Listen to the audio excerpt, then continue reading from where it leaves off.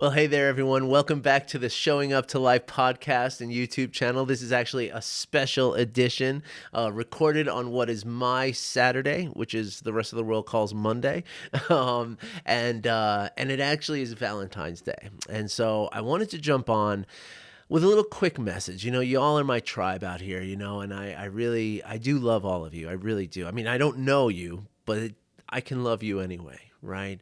And I wanted to jump on and talk about that, right? Because, it is my day off. I'm not really, dressed like I normally might be. I'm in my like raggy t-shirt and stuff.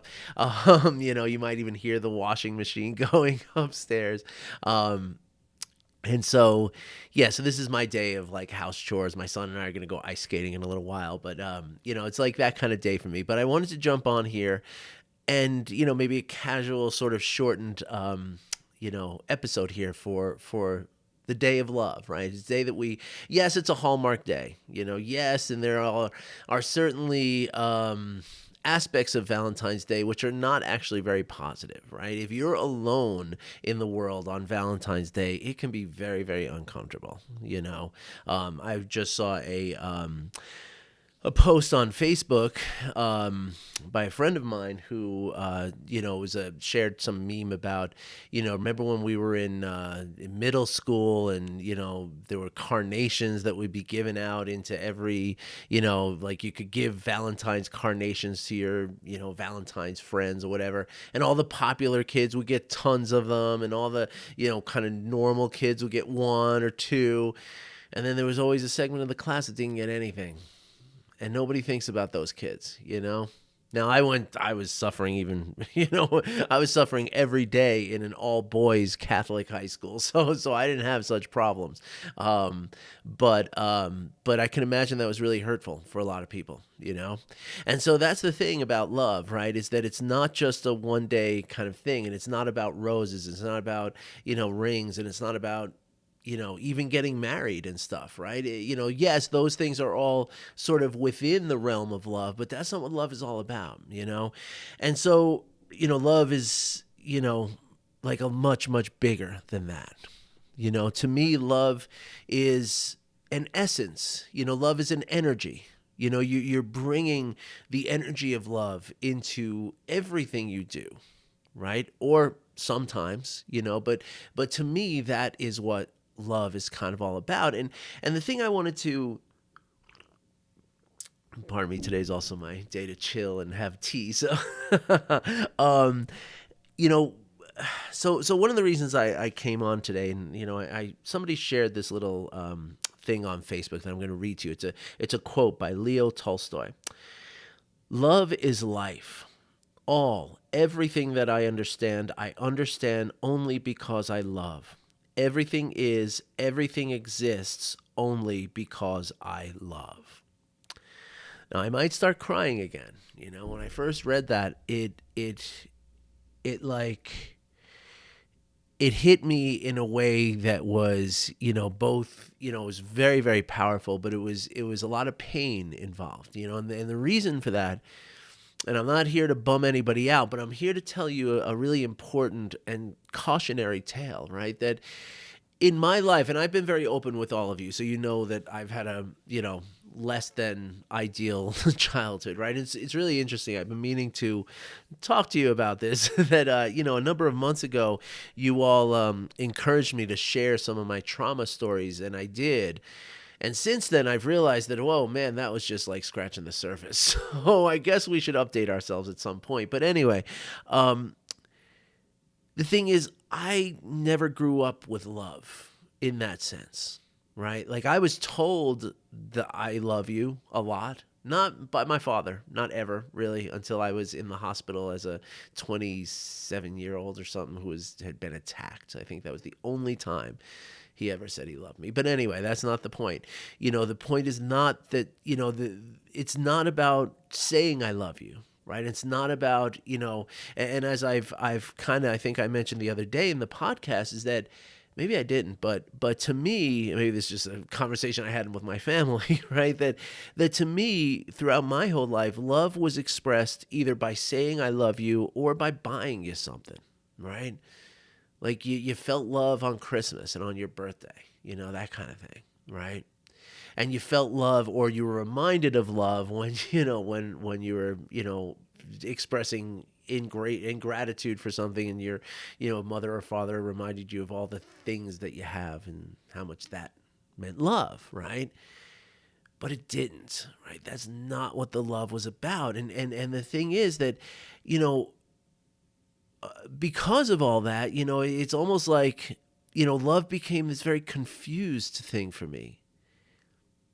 And and it almost became something that was so confused that it was unreal, right? It just didn't feel like it was true, right? Like when people talk about the power of love, long ago for me, growing up, teenage, and even at the point when I was at a lot of Grateful Dead shows and going on tour all summer long and going from one, parking lot to another and camping out around people. And it was all about love and kindness and friendship and acceptance. And even then, I remember thinking, and this is what kind of came to my mind this morning when I saw this quote, even then, I was thinking that, yeah, but what if they were not all high? Would they still be thinking this? Like, nah, it's not real. They're just saying this stuff. This love is, what is it? It's BS. And again, I equated love to something. I knew that love wasn't complete phony. I mean, it was real, it existed, but it existed in this sort of transactional way, right? And that's not what love is. And the part of this cautionary tale I want to tell you is that, as I was growing up this way, right? And yes, I mean, there was a lot of trauma and everything else that certainly influenced everything, of course, but in the absence of love, right? I was, as I've told you many times before, I mean, I was like, I mean, not the most unhealthy person for sure, but like, oh my gosh, I was like literally, I was over 100 pounds overweight, like truly obese. Truly, like, I mean, I'm a little overweight now. I definitely need to lose about 20 pounds now from the COVID 20, I guess, but gosh, I mean, back then it was like there was like two of me, and I remember, back like anytime I ate Chinese food, right, because of the sodium content, I'm sure. And it happened other times too, but every time I ate Chinese food, I could literally feel my pulse in my face. That's how high my blood pressure was. It was extremely unhealthy. And it wasn't just an unhealthiness of the body, right? I mean, of course, I was, an active alcoholic, a high functioning active alcoholic. And, being an alcoholic in New York City generally means that you're, like whatever else happens to be around. Oh, yeah, I'll take that pill. Sure. I'll do a line. Yeah, I'll go to the bathroom and do a couple of blasts with you of cocaine. Oh, that wasn't cocaine. Oh, wow. Oh, yeah. Cool. Fun. I mean, that used to happen all the time, but that's not, that wasn't the, that was again, I think, a symptom of the unhealthiness, because the unhealthiness was in my heart, like not just in a cardiac, a cardiology kind of sense, but in the nature of my heart, right? In the nature of my mind. It was, growing up without love, or growing up in a way that does not acknowledge what Leo Tolstoy is saying in this quote, right? Without acknowledging love as this sort of basis for everything, right? I became very, very sick. I mean, I was sick, folks. Like when my daughter was born, I was 39 years old, about 4 or 5 months away from being 40. I like made it onto the wire. I'm parent to my 30s, and that meant something at the time. But I remember thinking even back then that the way I'm going, if something doesn't change, I'm going to be the guy at 49 years old in the next 10 years who has a heart attack, the widowmaker, you know. And yeah, I mean, in a lot of cases, it's true, and it's definitely true with me, that having a child, kind of put me in touch with that love a little bit, like recognizing that, this child needs my love, right? Like not that love is just this thing that I can give when it's convenient to me, or, give by way of a toy, or like a Cabbage Patch Kid when, nobody could buy one, that was my sister. So love was not those things, right? That I realized that is not the love that my children needed, right? And it's something that I don't know if I would have experienced it without having children, And so I guess what I'm here to tell you all is that maybe you don't have children, maybe you do, and it didn't happen, whatever. But the point is that and it didn't happen as soon as I had children. That's not what we're talking here. Okay, it was a process. It was a gradual emerging, evolving, unfolding process, which is what life is, right? Things do not just boom, it's different. There's a transition, right? There's a coming from the old to the new. It doesn't usually, I mean, there's some things you can do immediately, sure, but most things, no. And this was not that way, and it actually was through the business that I had that was really, and this was really interesting too. So I right before my daughter was born, or no, a couple months after my daughter was born, before I turned 40, it was the financial crash of 2008, 2009, right? And so I was working for the advertising industry. I was an executive at an advertising agency, hauling in, $150,000 a year or something like that, right? And so I was cut and quick. Like I was one of the first people cut because I was way overpriced for the job that I was currently doing at that time. It was also a political thing that was going on. But anyway, I was out of work. And so I decided to open a business so that I could be near my family, because again, I already had this inkling that my proximity meant more than extra money in the bank somehow, And again, it wasn't solid for me at that point, but it was edging up there, right? And then, of course, a couple of years later, I had another child. My son was born.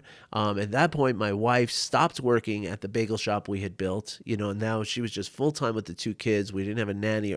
Actually, for a little while, we had a nanny who watched two kids, and she worked with us. But then it was like, okay, you go deal with the kids. I'll deal with the business, and we'll just do that, right?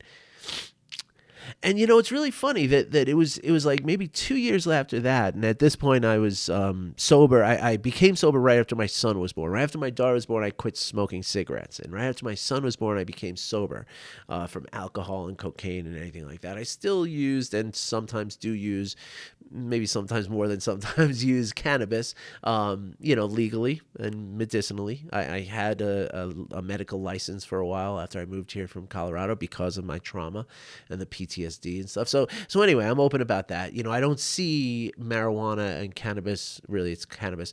Marijuana is a diminutive term. It's racist actually. But and we'll get into that another time. But I don't see cannabis as a drug. I don't see it as an intoxicant. It's more of I take cannabis the way somebody might take a Valium to calm themselves so that they can function in the world, right? Or a Xanax or something, right? So anyway, and it's not that much anymore because now I have mindfulness practices. But anyway, the point that I'm making is so a few years after my son was born, I became, I was sober for a few years at that point. I actually became vegan during that time. I was on my way to losing 100 pounds, and all this big transformation was happening, right? And it was in that transformation that I started to see my business. I mean, yes, it still had to pay bills. And yes, it was still a capital, a for-profit business, right? But when I saw that my business was an opportunity to give back to the community, that is ironically not only when things really started to shift for me, but actually started to shift for the business. Amazingly. Right? Like I started giving stuff away and started, thinking first about how I can help people. And suddenly, the place became profitable. It wasn't like it wasn't like we all of a sudden all these customers that came from all over. Oh, I heard about what you're doing. I want to support you. It wasn't like that. It was just all of a sudden the energy of the place changed. And all of a sudden the shift that happened was something that allowed for prosperity. Now, of course, in the years since, it was a few years after that I, really dove into, maybe closer than a few years, but anyway, really dove into mindfulness shortly after that. Maybe that was even in the beginning of mindfulness. I don't remember the whole biography at this point. but we did this really cool thing that was, inspired by, I saw this thing online about a pizza place in Philadelphia where you had all these post-it notes on the wall where people like could come in and be like, each post-it note was a slice of pizza. And so what I did was I had a local artist friend of mine draw this poster of a tree, right? And then I got at Staples at the time, you could get these little heart-shaped post-it notes, right? So I bought like box of that, like a huge case of them. Never gonna run out of these. They probably still have some of them.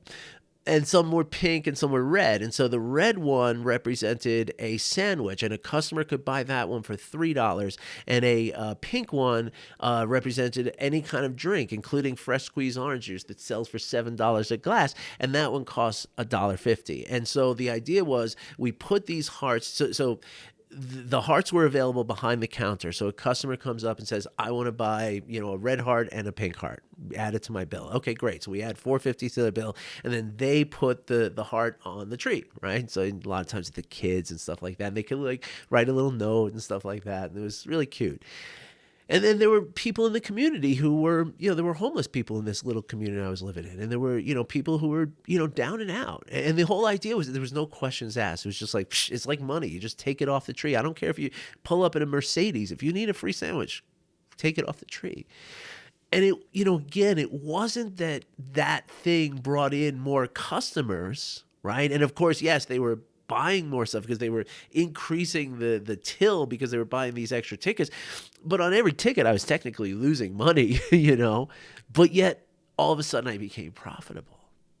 In the same way that when I started practicing love, in myself, because again, at that point, I was really diving deep into mindfulness and compassion practices, and especially the compassion practices, right? Like the mindfulness was necessary for me to quiet everything down and sort of like, okay, I can see now, like like the snow globe metaphor, right? Like we use this in mindfulness a lot. Like picture a snow globe, you shake it up, you can't see anything in there.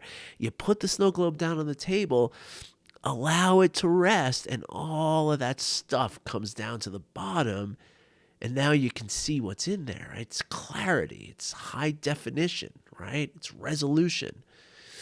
And so I needed the mindfulness for that, but it wasn't when I really started to change was when I started practicing loving kindness, okay, which is very simple practice. You picture 3 people, okay, one positive, one neutral, one negative, okay, somebody you love, somebody you don't really know, and somebody who bothers you.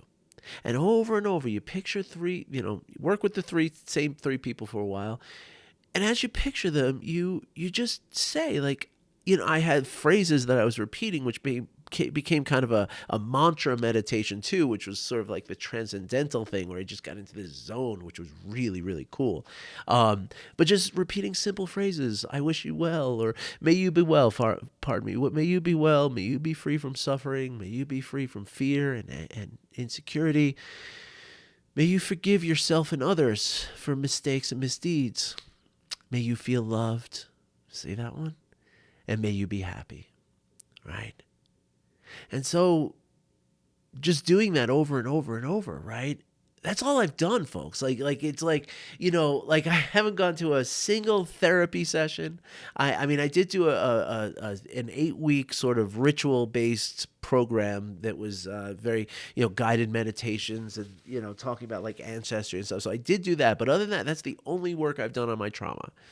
And yet I'm like, I'm ready to go. I'm good. I've resolved it, And I mean, it's still there. It still bothers me. It still need to work stuff out, right? And there's still times, of course, where I break down crying, thinking about the love that I never had as a child, and that's hard, right? And I'm not saying you should refuse therapy if you have option to go to therapy, right? But my point is, though, that just practicing kindness and then compassion sort of flows from that, right? Because once you're practicing kindness for everyone, you notice if they're suffering. And when you notice they're suffering, you want to assist that suffering. You want to be there to help them. And in that process, right? What you're really doing is you're staying regulation. You're building integration in the brain and the body. Your vagus nerve is stimulated and soothing the gut and the heart and the lungs and the reproductive organs and everything else. And so in a very real way, I made myself healthier because of love, right? And I'm going to read the quote one more time for you. Love is life. All, everything that I understand only because I love. Everything exists only because I love. I love. And I'm so happy that all of you are within the field of my love. Because you are. That's why I get on here and do this for you. For me and for you, for us. I wish you well, everybody. I really do love you. And happy Valentine's Day. All right. Thanks for listening. Thanks for watching. I'll be back again soon.